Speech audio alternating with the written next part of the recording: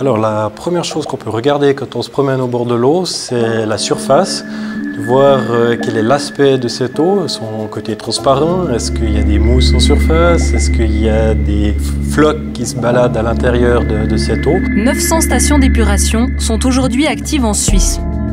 Denis Tonnet, biologiste, est responsable de l'une d'entre elles. Alors on vous conserve l'eau potable le mieux possible, surtout c'est qu'on fait partie de ce cycle de l'eau.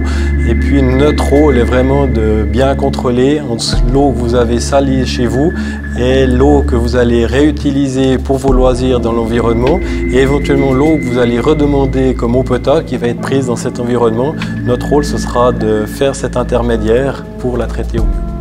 Alors le quotidien du travail dans les steppes, ce sera premièrement de prendre des échantillons pour vérifier quelle est la qualité d'eau qu'on rejette dans l'environnement, mais parallèlement à ça, de faire une tournée pour vérifier que l'ensemble des équipements fonctionnent correctement.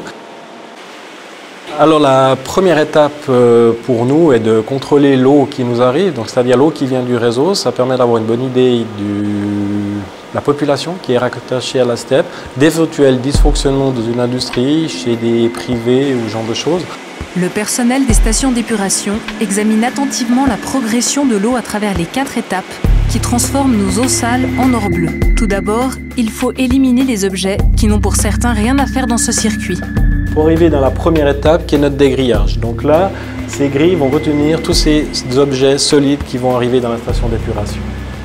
L'étape d'après, c'est un dessablage, c'est-à-dire qu'avec l'aide d'air, on va changer la densité de l'eau et les graviers, les sables vont venir se déposer au fond et le chariot que vous voyez ici va venir les aspirer pour pouvoir les éliminer. En troisième étape, on a la décotation primaire. L'eau va mettre environ 5 à 6 heures pour traverser ces bassins.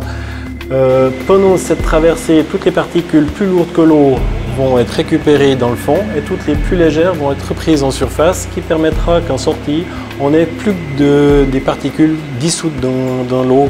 La dernière étape, on va utiliser des bactéries dans l'étape biologique. Ces bactéries vont manger la pollution qui est sous forme dissoute dans cette eau pour se multiplier, se reproduire. Et l'excès de ces bactéries va être pris, et c'est ce qu'on appellera les boues. Donc plus on aura de boue, plus on aura épuré l'eau. Donc régulièrement, à raison d'une fois par jour au minimum, on vient prendre un échantillon de ces boues pour vérifier à quelle vitesse elles décantent. Et plus elles descendent vite, mieux on arrivera à traiter l'eau et plus on arrivera à traiter. Et puis, si par contre ces bactéries descendent nettement moins vite, eh ben ça nous indique qu'il y a une surcharge dans la station et il nous faudra changer un traitement ou un élément à l'intérieur. Alors, notre eau, après tous ces traitements, est rejetée directement dans le lac Léman, légèrement large pour avoir une bonne diffusion de cette eau. Grâce à ses sens et son expérience, M. Tonnet sait exactement si tout fonctionne bien ou si une pollution anormale est arrivée dans la station d'épuration. Avec l'oreille et la vue, on voit déjà énormément de choses. Et puis, quand on se promène dans la station d'épuration, en fonction des odeurs, on a aussi une information du bon fonctionnement, du mauvais fonctionnement de la biologie qui permet de réagir avant que ce soit trop tard. Comme on disait, c'est que dans les années 60, il n'y avait rien du tout. Par la suite, on a commencé à avoir des débuts de traitement. Après, on a commencé à avoir tout ce qui était automatisme pour améliorer ces traitements. Et aujourd'hui, on est en train de parler des problèmes micropolluants. Donc, on voit qu'on est en perpétuelle évolution. Donc, c'est ça qui est passionnant.